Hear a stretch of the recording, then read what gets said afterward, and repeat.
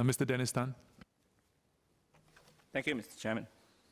The introduction of the Active Mobility Act last year brought new laws over the use of PMDs and electric bicycles. However, inconsiderate or reckless usage of e-scooters and its illegal use on roads have continued. Many elderly folks are terrified of sharing walkways with them. Although electric bikes are now required to be registered and only pre-approved models are allowed to be used, and riders are required to wear helmets, we still see illegal or unregistered e-bikes on the road and e-bike riders not using helmets. Enforcement efforts by the authorities have stepped up last year. We read of publicity of e-scooters being impounded for illegal use on roads or illegal e-bikes being impounded. We see many banners hung on street lamps highlighting the PMD ban on roads. To be fair, the increase in enforcement against errant e-scooter user is a step in the right direction.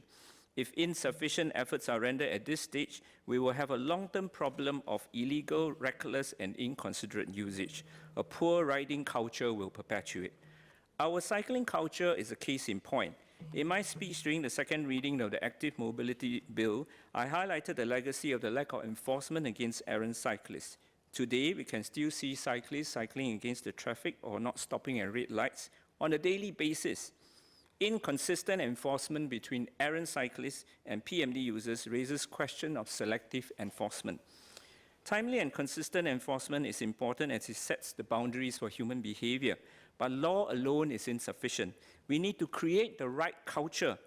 In developed countries like Netherlands and the UK, cyclists comply with cycling rules not because they fear a fine, but they grew up learning how to put on the right behavior. We have a problem with our riding culture here, first with cycling, then with e-bikes, and now with PMDs.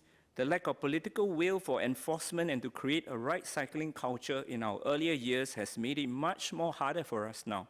In the past year, the problem has been compounded by the popularity of bike sharing. Enforcement alone without education is insufficient to change our riding culture. I support our current public education efforts, but we can do more, as much of the existing efforts are voluntary, not prescriptive, and their reach is limited even if targeted at certain classes of cyclists. I shared with this House previously that as a university student in England, I cycled on a pavement once and got roundly told off by an old lady. As a pedestrian, the old lady was familiar with the rules, even if she might not be a cyclist, and she spoke up. I urge the government to try and reset our riding culture by having a structured compulsory course in our schools for the legal, safe, and considerate use of bicycles and PMDs. The next generation will grow up knowing what is right and acceptable. The course should cover all basic rules and etiquette governing the use of bicycles, electric bikes, and PMDs. Basic road traffic rules applicable to cyclists, PMD users, and pedestrians should also be taught. This course can be split up over different age groups over time. For example, start with an introductory course for preschoolers and have subsequent courses in early and late primary school levels. If a young child can learn to keep left on a skate scooter while riding along the footpath in the park, or slow down to give way to an elderly auntie passing by, over time it will help to engender the right cycling culture in the long run. Meantime, please step up on our existing public education efforts for all age groups. More banners, posters, exhibitions, and even a campaign on social media and television. Do this for all types, not just PMDs. When everyone knows the rights and wrongs, more people will refrain from wrongful or inconsiderate usage. The Active Mobility Advisory Panel has recommended the registration of e-scooters.